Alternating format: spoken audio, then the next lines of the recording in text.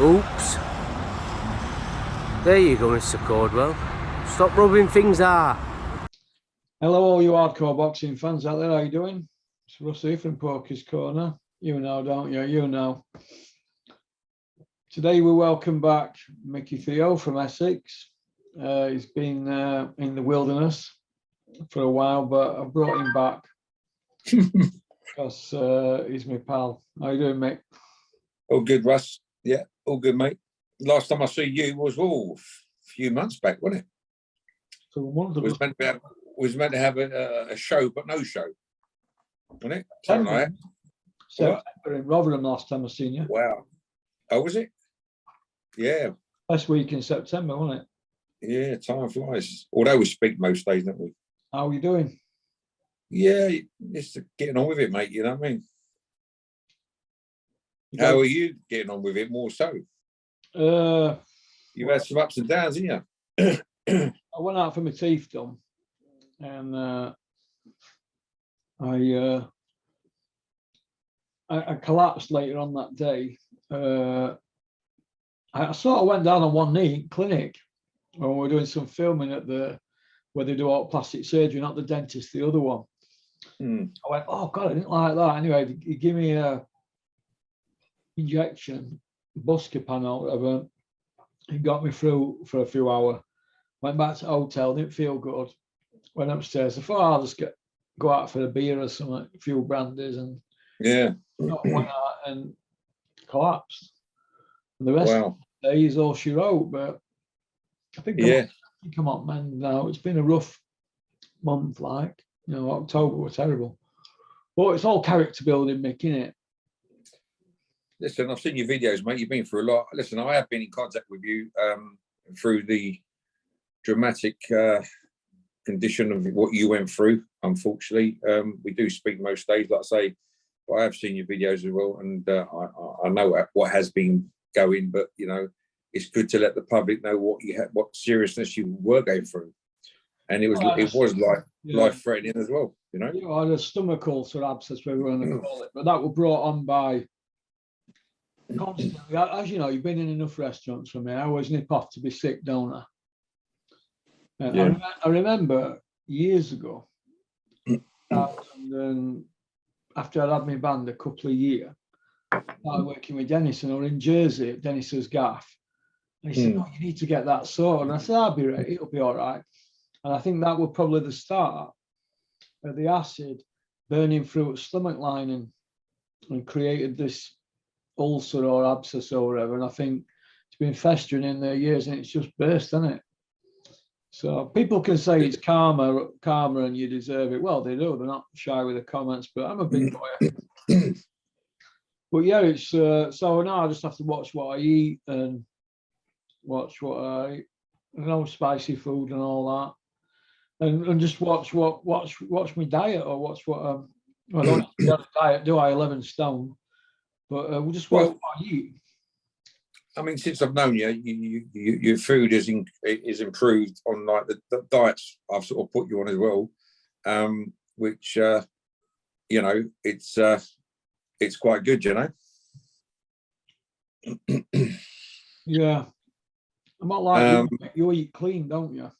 Yeah, but listen, we all like I say, I have a cheat day weekends. You need to, then it gets your mind correct, and then you can go again for another week and string it out, you know, till the cheat day comes. But more so, the people that were negative towards you not showing up on a video for I don't know, 2-3 weeks, they all thought like you'd done a runner, you can't take it, and all this bullshit about this fight going on with this Spencer Fear and whatever. A lot of people had some bad negative things to say about you, including YB, which I quite like. YB, he speaks from the heart, but he don't show his face like you say. I believe I'm the best 54-year-old man in the world. I'm the fittest, I know that. I'm the best 54-year-old man on the planet. I'm going to prove it anytime, any place, anywhere. Which you should do, like you do, you know. I quite liked him over a period. I said to you, Russ, I quite liked him because he's straight to the point like we are, but he don't show his face. But what he said about you, I didn't like, especially now you brought your video out, okay? of what. Listen, I'll take my hat to you, mate. What you've shown in your video is very personal to me. I would never show that to anyone. But what you've done, you know, that's what you do because you're a realistic. And I think what YB and a lot of other people that be negative towards you should come out and apologise, because you've come out, like YB says, Billy Joe Saunders with his, you know, no x-rays about his cheekbone, this one, that one, and many more people out there. But you come out with the evidence, and you come out with the evidence like someone personal to personal. You haven't let nothing go, from you taking the trip over there, you collapsing, you ending up hospital and showing everything. I was quite shocked you done that. But you're a real man for you to do that. Yeah, look, he's a YouTube channel and he tries to be controversial. He's only a young lad in it, so we can't really have that much of a go at him. I mean, and plus, I'm not exactly an angel, I'm on YouTube. Do you know what I mean? So you have to take the rough with the smooth. But getting back to Spencer Fearon, he sent me a contract. His legal personnel, somebody we know, sent me a contract. And I'm going to go over that with somebody who does that for a living. And I do know a little bit about boxing contracts, but not at this present time. But when I go through it on here, people will get to know what's in the contract. But I'll park that up for now, and we'll deal with Spencer Fearon. I'll give my opinion on him when I'm feeling a bit better, because at this moment in time, I'm not 100%, but I will be after New Year, after I've had my hernia operation. And if I don't have to have this done again, I will be on the mend, and then, you know, it'll be game on. But till then, look, people are going to have an opinion. If I were to answer everybody that had something to say that's negative or crude about me, I'd be on here all day, and I don't want the channel to go down that route, and the people that back me don't. But yeah, it was a little bit disappointing with some people sending me stuff saying that people were saying that I weren't really in hospital and this and that and blah, blah, blah. Don't forget, I never had a phone out there.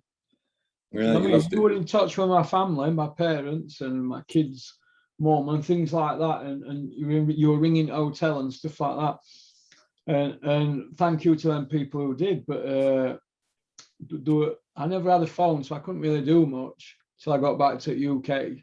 You know what I mean? And when I got back to the UK, I more or less just sneaked in, didn't I? And sneaked off at plane half dead. But I got back, and I did promise my kids, don't you worry, I'll be back for my birthday. Well, I got back, didn't I? But in bad health. Yeah. Well, it's social media, isn't it? People are always going to have an opinion.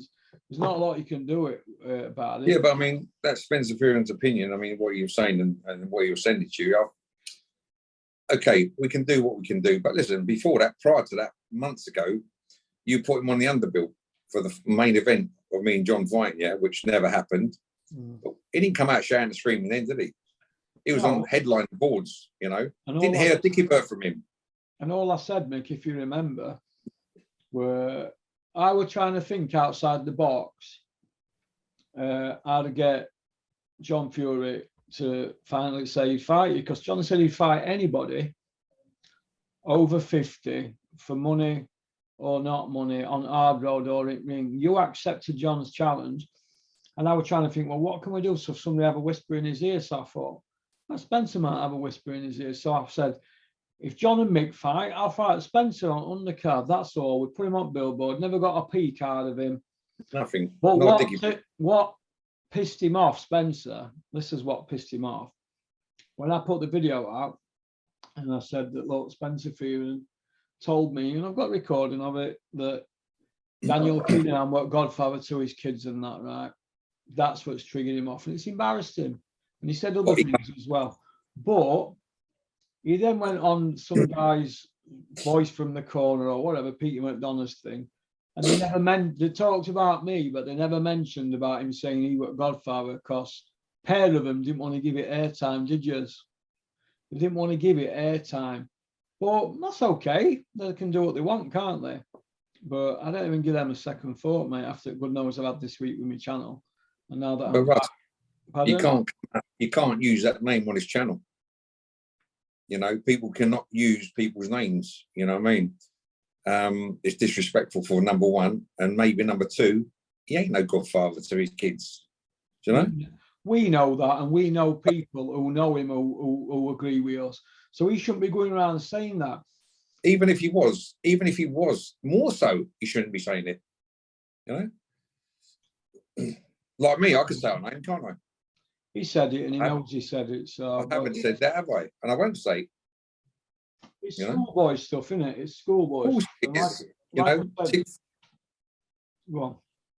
no, I'm just saying it's tit for tat, isn't it? At the end of the day, you know, it's like we say, Russ. We say how it is, and that is it. You know what I mean? There's no other way. Black is black, white is white. Anyway, let's move on for that. Sorry, I brought you up, but there was a few things we had to bring to light. Yeah, and now we just crossed the borders with them, and let's move on to something different. Once we've gone past that subject. Okay, Joshua Usyk, did you watch it, mate? I did watch it and I quite enjoyed it, but I didn't like the ending. You beat me again. Well, I took 400 off you on that, and then that went on to Fury 1. So you're 800 down, mate. What did you think to the fight, though, mate? The Joshua Usyk. Do you know what? I think Joshua, it was like a replay with Andy Ruiz, wasn't it? The way he took them punches and was shy to come back. He just, once he started taking the shots in the late rounds, I was shocked how he was like, just, a fighting man is a fighting man. If you've got heart and guts, you dig in, you throw them back, didn't you? But he was like sort of stunned every time he going back and think, what the fuck's happening to me?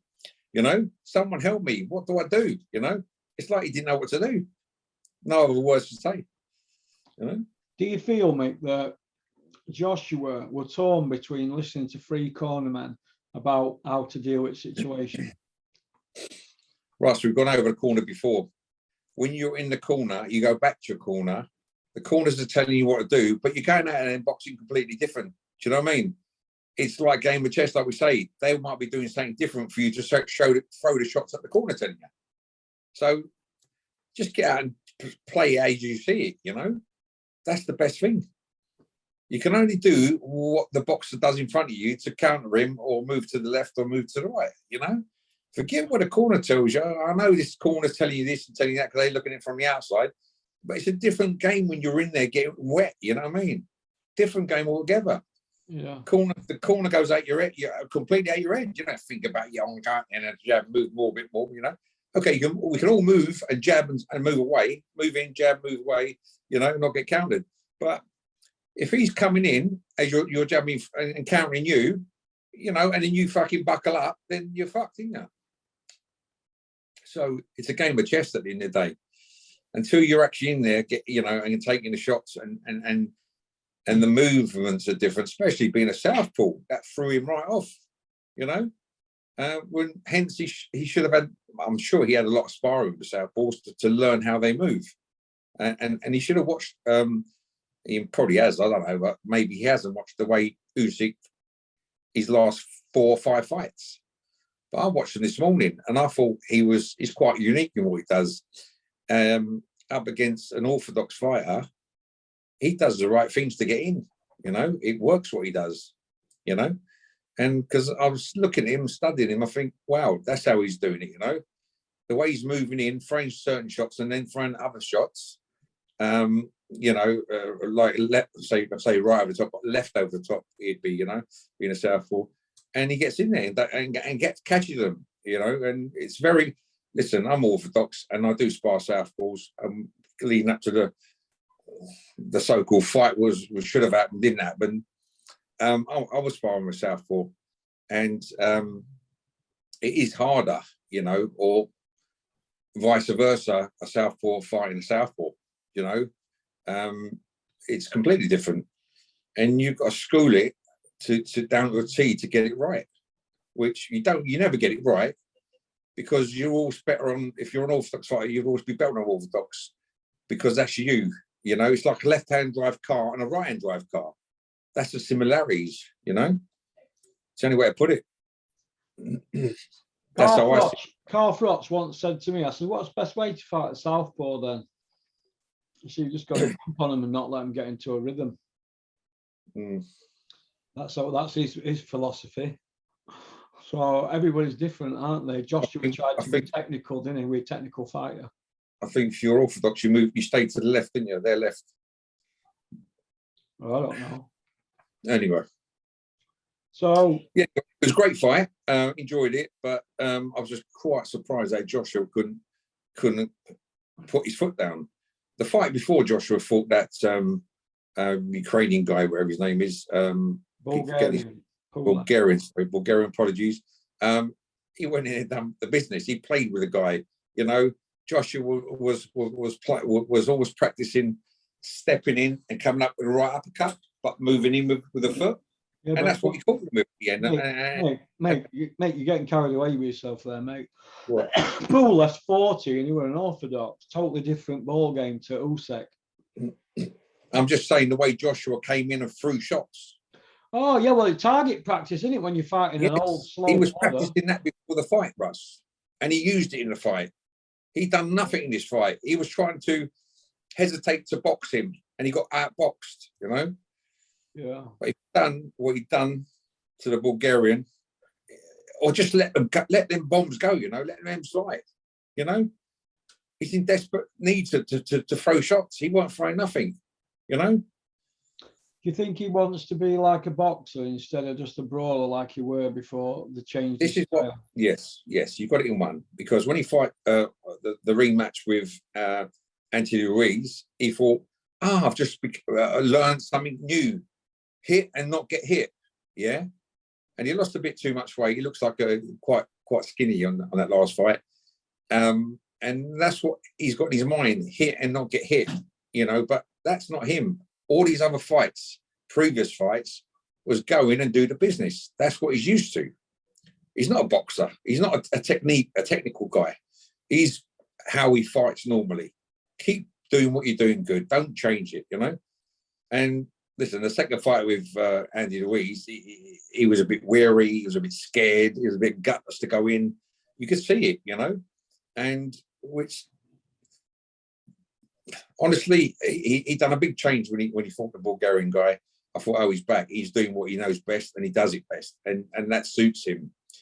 And then he walks into Yusuf, and then completely and utterly changed. You know, a wins rematch. I've got to say Yusuf. I know he's talking about, you know, going to States, looking at different trainers, and he wants to be a dog in the next fights. Yeah. If you're not a dog already, mate, you can't become a dog. Yeah, you got to be a dog at the beginning to be a fucking growler. Yeah, and that's how I see it. If you're not a dog in the heart, you cannot be a dog. Yeah. What is he, a poodle then, Mick? Sorry. What dog would you compare Joshua to, a poodle or a pit bull? Well, he's not a pit bull because that's a proper dog, isn't it? Yeah. So maybe give him a Labrador. You want to compare him to a Labrador? All right. Come on. Moving on, you know, then. He talks well. Listen, Joshua, right? I like Joshua. I think he's a great guy. You know, nothing bad to say about Joshua. I think he's a great guy. He's great for the sport. But if you can't produce it for the sport, you know, and now you're talking about you want to come back as a dog and you don't give up, F-U-C-K. Well, you know, you can't think about that now you've lost. And I think he thinks that he's going to go in there like he did with Andy Ruiz and get his belts back. It ain't easy like that, you know, and that won't happen. So on the rematch, I want Usyk. Who do you want? I want Usyk to smash him up. I don't like Joshua. Right. I'm not going to be one of them people in boxing who's going to go on social media. And listen, all of them around here, trainers, managers, promoters, they're all on the social media saying they want Joshua to win because he's a Brit, this and that. But behind the scenes, they're not saying that to me and people I know. They're saying they want Usyk to smash him up. And I'm going to be honest and say Usyk puts him to kit. So I don't like him. I don't like what he stands for. And I don't like how he's been protected and how we've been sold a load of crock. Because that's what it is. He's the most protected boxer to ever walk the face of the earth, Anthony Joshua. If he isn't, you tell me his top 3 wins. Yeah. Tell me his top 3 wins. Vladimir, 42-year-old, 18 months after Fury took him to school. What was his second best win? Povetkin. Oh, Povetkin and Ruiz, who knocked him out first time. That's it. Yeah, Ruiz was there to be bowled over. Listen, he's a protected fighter, mate. Oh, he always has been. It's all about building your boxer up, and we know that. Mick, if he weren't a protected fighter, he's been nowhere near Wilder, and Wilder were flown over to fight the winner of Vladimir Joshua 4.5 years ago, more than 4.5 years ago.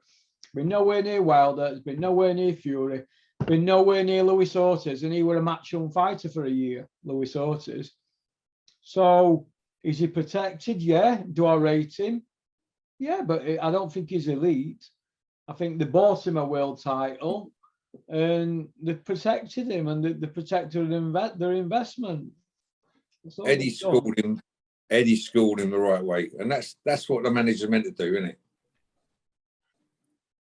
Promoter, yeah, he's Freddie Cunningham's manager, but yeah, I see where you're coming from. Yeah, but the point I want to make is people keep talking about resume. Go look at his resume. There's a story behind every one of them fights. Eric Molina, Dominic Brazil. God, it just gets worse. Charlie Martin, Gifts, Povetkin, and old man. Pooler, Fotty. The list goes on and on and on. It's just prolonging it for yet another fight. And the public bought into it, but now they've been found out, hasn't he? But too late now. They're up over the hill and far away with the swag, aren't they? Yeah.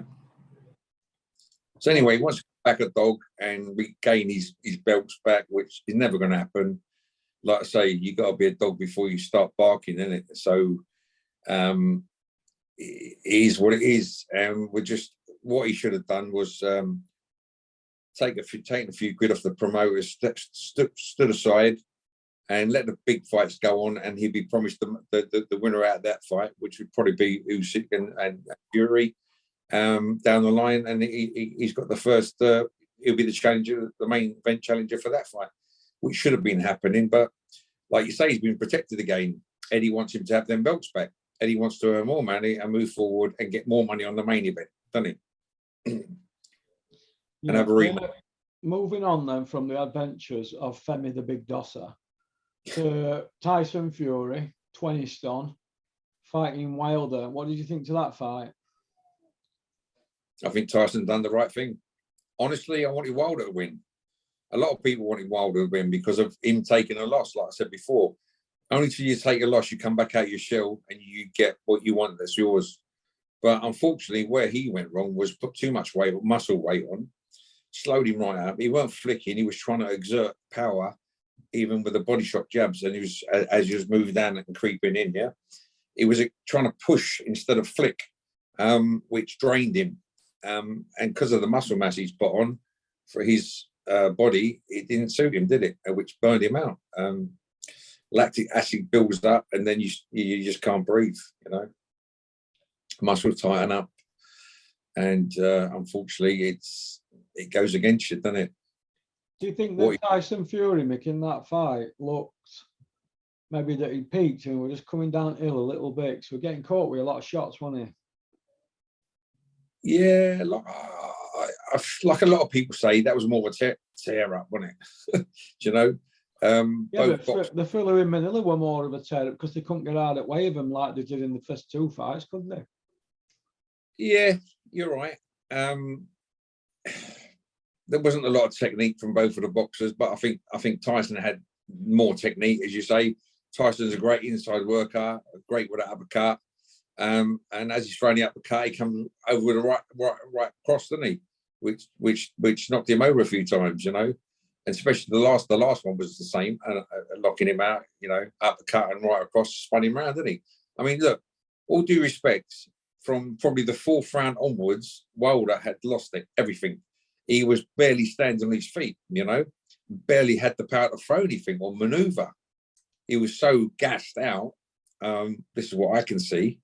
He should have done the opposite, done more road work, got his lungs going, and went the distance. And listen, he works. He's an explosive puncher when he wants to be, and the speed.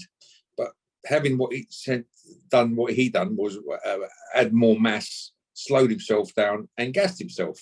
He should have done the opposite, done more road work, more speed work, and come in throwing the bombs. Just think if he could. Let's look at the previous fights when he was not putting everyone over. That's what he should have stayed at, because he could go the distance if he wanted to, because he had he'd done the road work. But I think he's got a bit lazy in the last few fights, especially doing weights. You can see him doing more weights in the gym, gaining weight, thinking it's going to help him. Well, if he's gaining weight, worrying about when he had the suit on, he had more weight on him then, which completely went against him. So he's doing the same thing, but without wearing the suit, isn't he? In a sense. Yeah, he's still got that knockout power, though, hasn't he, Wilder? Oh, he's got a knockout power, yes, but he was a bit. It was lazy when it was a bit. It was like his body was dragging to punch. It wasn't right, It just wasn't dragging. No, do you know what I mean? The speed wasn't there. It was just. It wasn't Wilder. That wasn't Wilder. Wilder should have come in doing what we'd done 4 fights ago, but without the uniforms and all that bollocks. You know what I mean? It's all show, isn't it? An entrance. What do you think to? He's going to get some misses, Russ. I'm just doing a bit of filming. Is it important? I'm just filming. Is it important? Go on, Russ. Sorry. To the Wilder not shaking Fury's hand at end, do you think that were out of order? I think it was out of order personally, but I don't think he was in the right frame of mind, Russ, because he just had that knockout as well. He was in the corner sitting down on his stool. He wasn't standing up, and he was a bit concussed, wasn't he?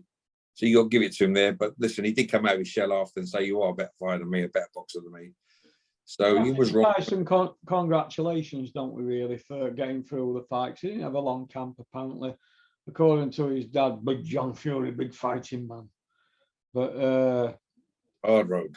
Who fights in the ring or on the hard road for free or money? 200-kilo bench presses, or is it 140-kilo bench presses and 200-kilo deadlifts with me, Corey? Now he's calling out David Hay again, apparently. Oh, Big John. Good luck to him. I hope he gets a few quid out of that job. Yeah. John's a big cuddly teddy bear, like Max, isn't he? Definitely.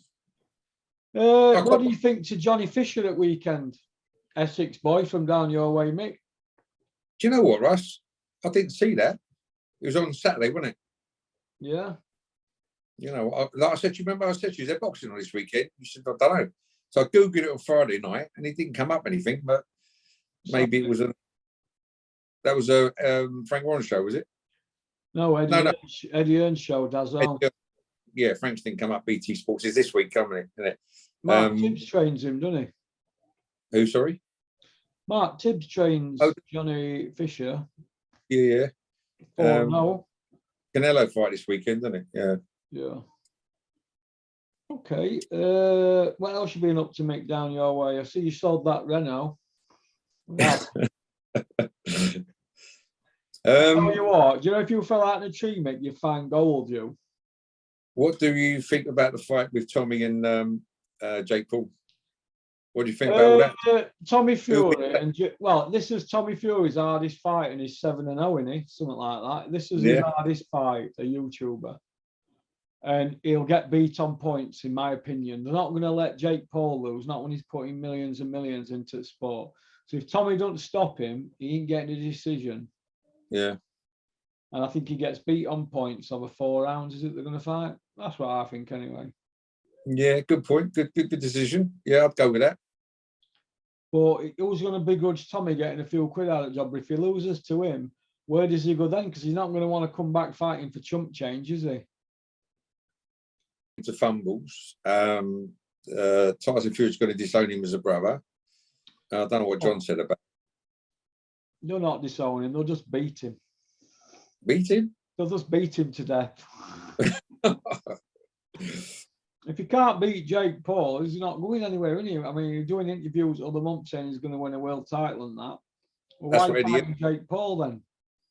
That's what Eddie Hearn's saying. If he can't beat him, you need to pack the game up, because even Eddie Hearn said, who's he fought?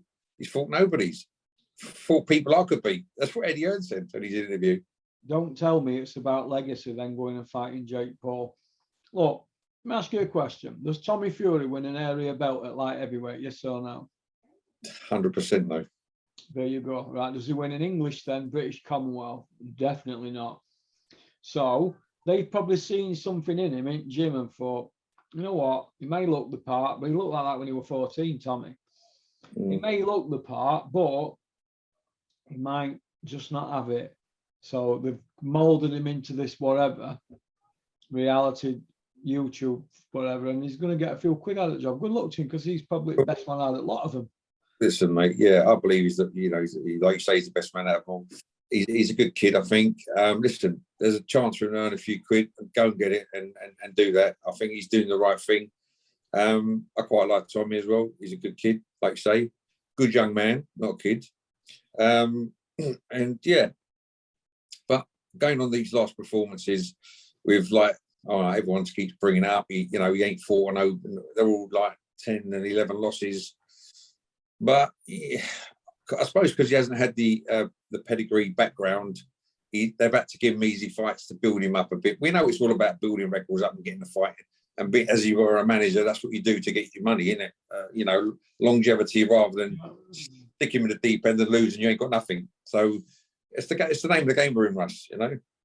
So by doing this fight, I think, and a lot of pro boxers that don't get chances. Now, Tommy's got it because of his brother's name, Tyson, that's what's got him this fight.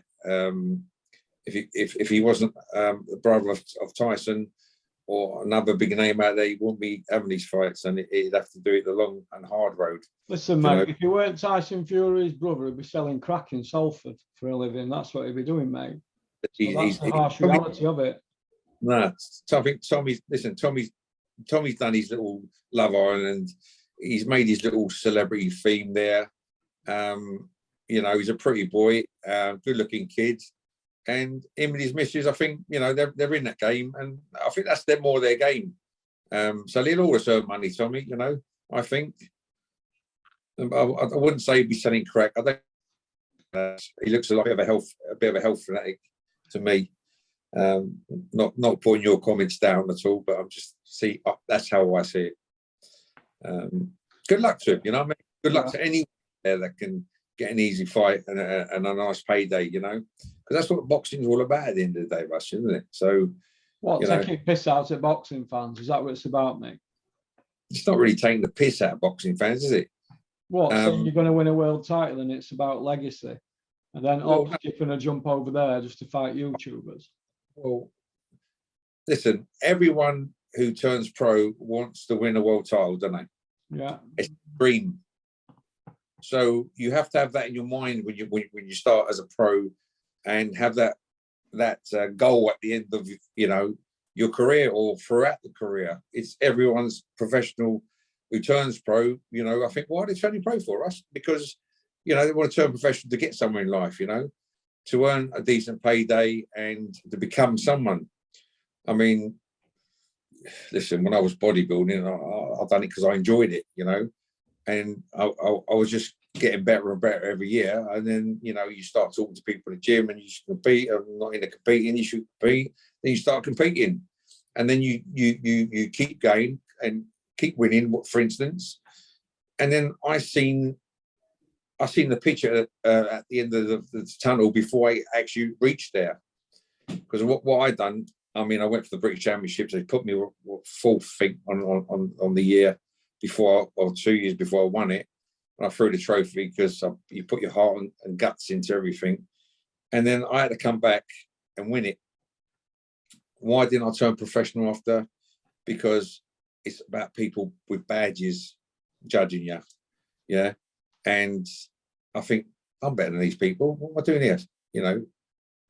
Posing in front of these, trying to show you who's got the best body, So I pulled out of it, and that's when I got into boxing, But if I could turn the clocks back, would I have gone boxing rather than bodybuilding? Yeah, well, I did do a bit of boxing years, even before I started bodybuilding. I'd done a little bit of boxing then. I just done it because I enjoyed it, It was part of me. But then sort of that went out the window, went to boxing. So, and now I'm doing a bit of both because I enjoy both of them. You know, I'm more into boxing now than I am bodybuilding because I just train to keep fit now and keep shape. You know, at my age. You know, so. But yeah, I would have snapped it up if the interest for boxing was there more so than bodybuilding was years ago. But unfortunately, it's now too far down the line to, you know, get into the boxing scene and do what we enjoy doing. I suppose that's why when it come across, John was saying his thing, and I snapped at the challenge. Because I think because of my previous and my past and where I am today and what I do today, I thought I could take him, you know, and that's what I went through, you know, and that's probably why the shout out was out there, because I know my heart what I can do. I suppose, you know, maybe years ago I wanted to do it, and I've come down so far now, and I think, hey, I'm still feeling good, I'm still fit, I know what I can do, and that's why the challenge was always put forward. You know, don't want to talk about that subject, okay, but just how I felt, you know, and that was it, really. Yeah, well, you did well though, didn't you, with bodybuilding, Mick, didn't you? I done okay. Well, listen, I done all right for what I was doing and what I was competing in. But I, not just bodybuilding, Russ, whatever I do, I give it my best. You know, if it's having a race with someone sprinting, if it's, I'm one of them bitter people. I will not take second place. You know what I mean? I'm stubborn, not bitter, I'm stubborn. I don't do second places. That's how I feel inside for whatever I do. You know? And that's just the way I've always been. And I think that gives me that winning streak inside me, you know? Yeah. Because how I feel about it. Shall I just play this little clip? See, I'll play this little clip. Hang on a minute.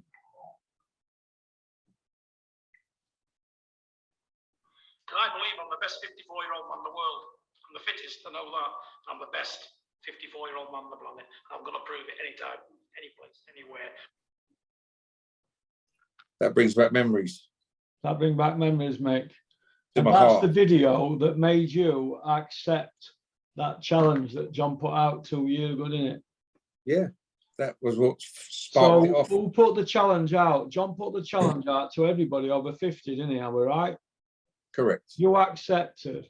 And look at all the abuse that we had. Year and a half.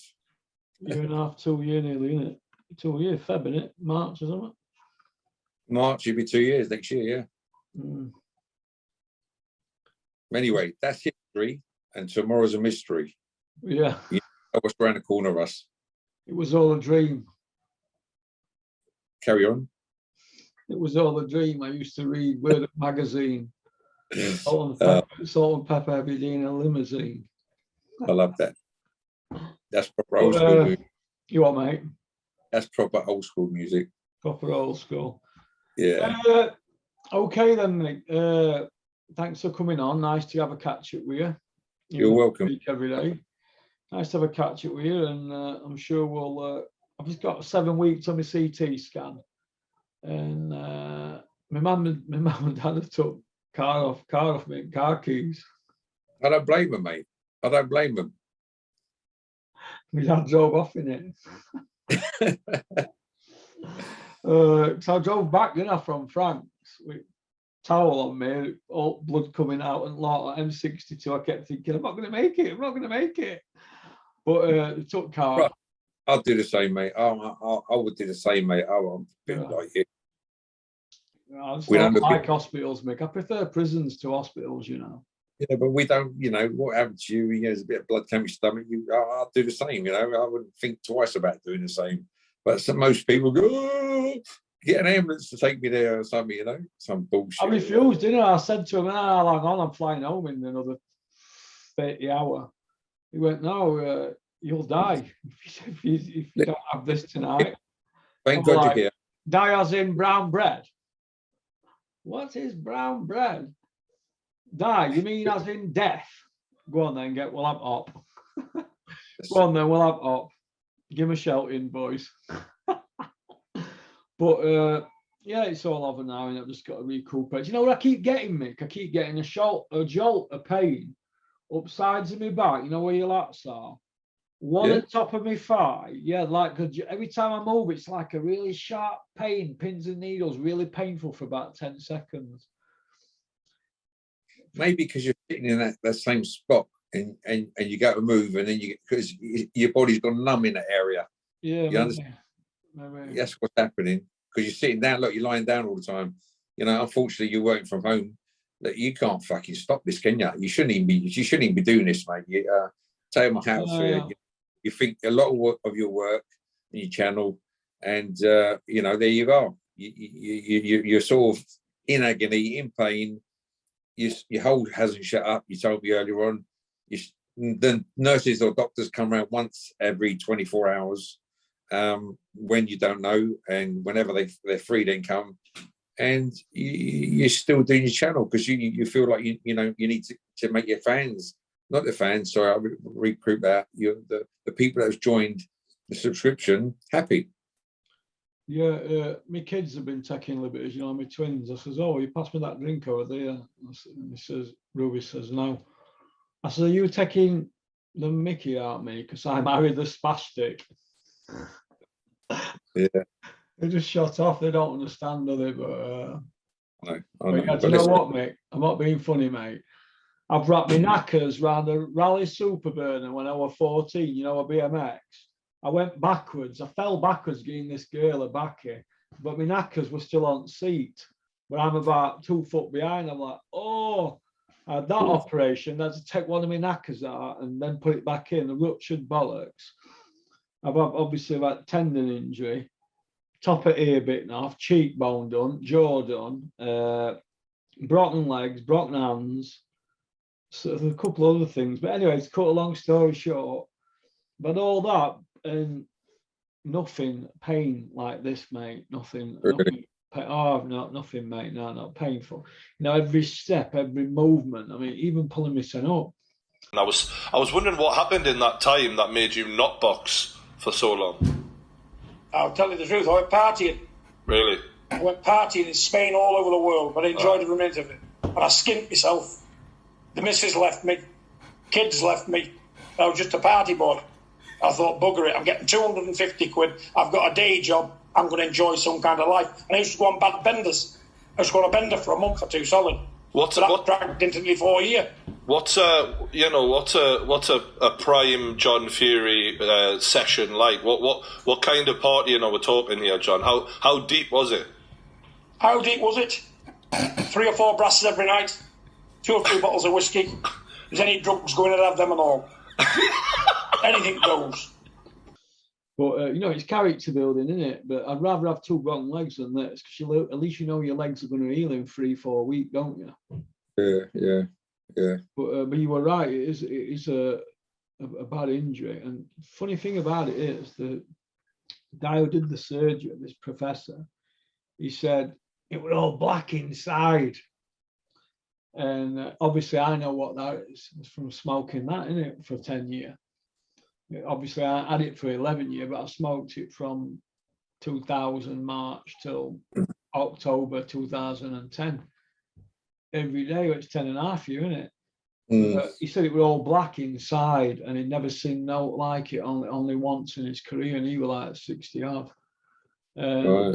He says, obviously, he knew what it were. He didn't want to say, and I knew what it were. But it all catches up on you, doesn't it? If you want to work hard and play hard.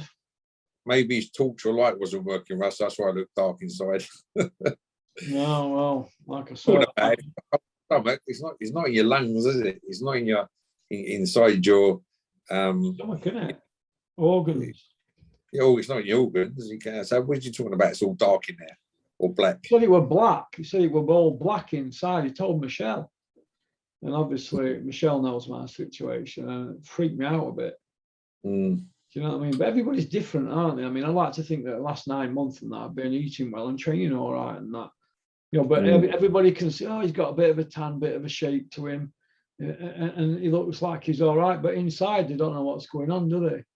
Yeah. with your body organs and stuff like that. It's like, you know, if you've got mental health problems, nobody can tell if you've got mental health problems because it's not something that you show, is it? So Yeah.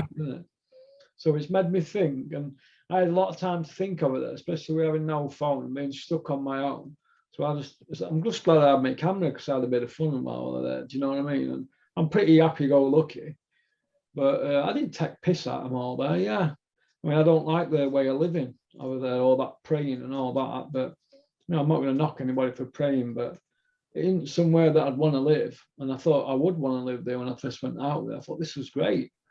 But as time wore on, I thought, nah, I'd probably get run over if I lived over there as well, because I don't understand that driving situation over there. Because when I went to Cross Road, you look, don't you, right, left, right in England.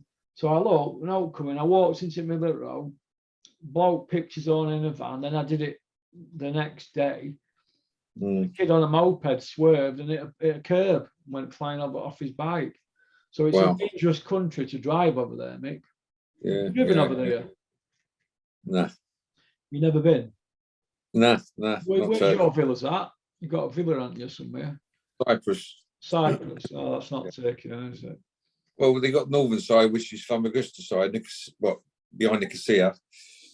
So when the Turks invaded years ago, but yeah, no disrespect to Turks. It's politics, and whatever happened. You know what I mean? I've got some lovely Turkish people, friends, but it's just politics at the end of the day. One country taking another. You know, it's just the way it is. But no, it's actually Cyprus.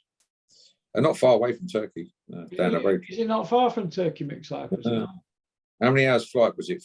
5 for you? 5, yeah. Yeah, Cyprus going is 4, coming back is 5. So not even an hour away, 40 minutes away, something like that, on a flight plane. It's just like flying to Edinburgh and from London then, isn't it? Yeah, it's not far. Okie dokie then. All right. Good to see you back. Sorry?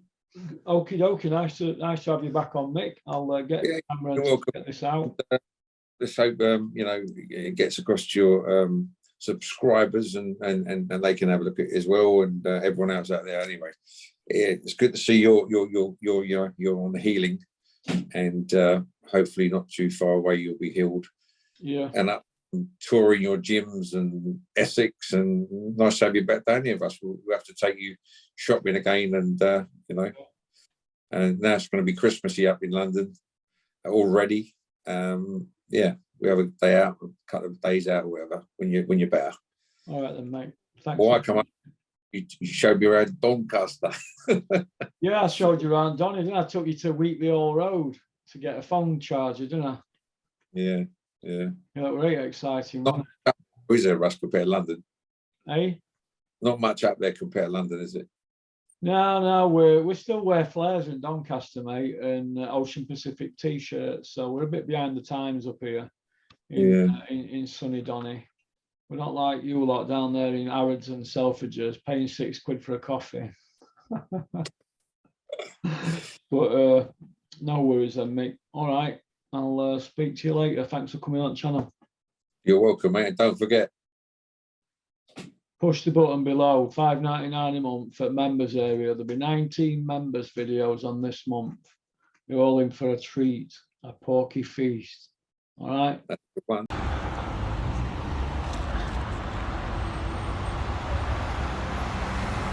Oops.